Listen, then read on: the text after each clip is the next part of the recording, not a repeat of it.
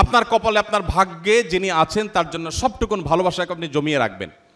আপনি জানেন আপনার জীবনে, বৈবাহিক জীবনে একজন সঙ্গিনী আসবেন, এটা এক্সপেক্টেড। কিন্তু আপনি এখন থেকে যদি কোথাও প্রেমের নামে অবৈধ সম্পর্ক করেন, অবৈধ রিলেশন করেন, হারাম সম্পর্ক স্থাপন করেন, তাহলে দিন শেষে আপনি কিন্তু আপনার সেই হবু স্ত্রীর সাথে বিশ্বাসঘাতকতা করলেন। একজন নারী হিসেবে আপনি যদি কোনো ছেলের সাথে অবৈধ সম্পর্ক করেন জাস্ট সময় কাটানোর জন্য, জাস্ট টাইম পাস করার জন্য, তাহলে আপনি আপনার সেই হবু স্বামীর সাথে বেইমানি করলেন, আপনি তার সাথে বিশ্বাসঘাতকতা করলেন। ইসলাম আজকের পৃথিবী যেরকম বৈবাহিক জীবনে অন্য কারোর সাথে রিলেশনকে খারাপভাবে দেখে, ইসলাম তার চাইতে আগে থেকে আমাদেরকে এ ধরনের অনাচার থেকে, এ ধরনের হারাম সম্পর্ক থেকে বেঁচে থাকতে বলে। গোটা পৃথিবী বলবে আপনার যৌবনকে আপনি এনজয় করেন, আপনি যৌবনের উচ্ছলতায় হারিয়ে যান, আপনি ভোগ করেন। ইসলাম আপনাকে বলবে আপনি কন্ট্রোল করেন, আপনি নিজেকে নিয়ন্ত্রণ করেন। নবী করিম সাল্লাল্লাহু আলাইহি সাল্লাম তার তারুণ্যকে এইভাবে তিনি সংরক্ষণ করেছেন। এজন্য আপনাদের তারুণ্যে যেন কালিমা না লাগে।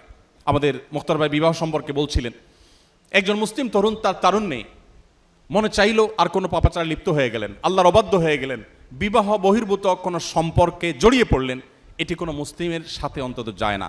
পৃথিবী মানুষের চরিত্রের ব্যাপারে, বিশেষ করে কোনো মানুষ বিবাহিত লাইফে থাকলে, তিনি যুগলবন্দি জীবনে থাকলে অন্য কারোর সাথে সম্পর্ক রাখাটাকে গোটা পৃথিবীর সকল সমাজ খারাপ মনে করে। এটাকে মনে করা হয় নীতিহীনতা, যে তুমি একজন স্ত্রী থাকা সত্ত্বেও আরেক নারীর প্রতি কেন আসক্ত, স্বামী থাকা সত্ত্বেও আরেক পুরুষের প্রতি কেন আসক্ত, এটাকে গোটা পৃথিবীর মানুষ দোষের বিষয় মনে করে। নবী করিম সাল্লাল্লাহু আলাইহি সাল্লাম যে জীবন দর্শন আমাদেরকে দিয়ে গেছেন সেটা এর চাইতে আরো কয়েক ধাপ এগিয়ে।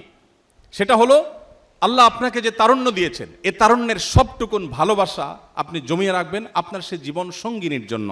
যেই যুবক তার তারুণ্যকে, তার যৌবনের চাহিদাকে কন্ট্রোল করতে পারে না, নিয়ন্ত্রণ করতে পারে না, তার চরিত্রকে হেফাজত করতে পারে না, তার সম্ভ্রমকে সংরক্ষণ করতে পারে না, এই যুবক আব্দুল্লাহ ইবনে ওমরের উত্তরসূরি হতে পারে না, এই যুবক ওমর রাদিয়াল্লাহু তাআলার উত্তরসূরি হতে পারে না, এই যুবক মুহাম্মদ সাল্লাল্লাহু আলাইহি ওয়াসাল্লামের অনুসারী হতে পারে না, এই যুবক কখনো আব্দুল্লাহ ইবনে মাসউদের অনুসারী হতে পারে না, এই যুবক সেই সকল সাহাবীদের অনুসারী হতে পারে না যেই সাহাবীরা মক্কার যাযাবর থেকে অর্ধ পৃথিবীর বাদশাহী করেছেন।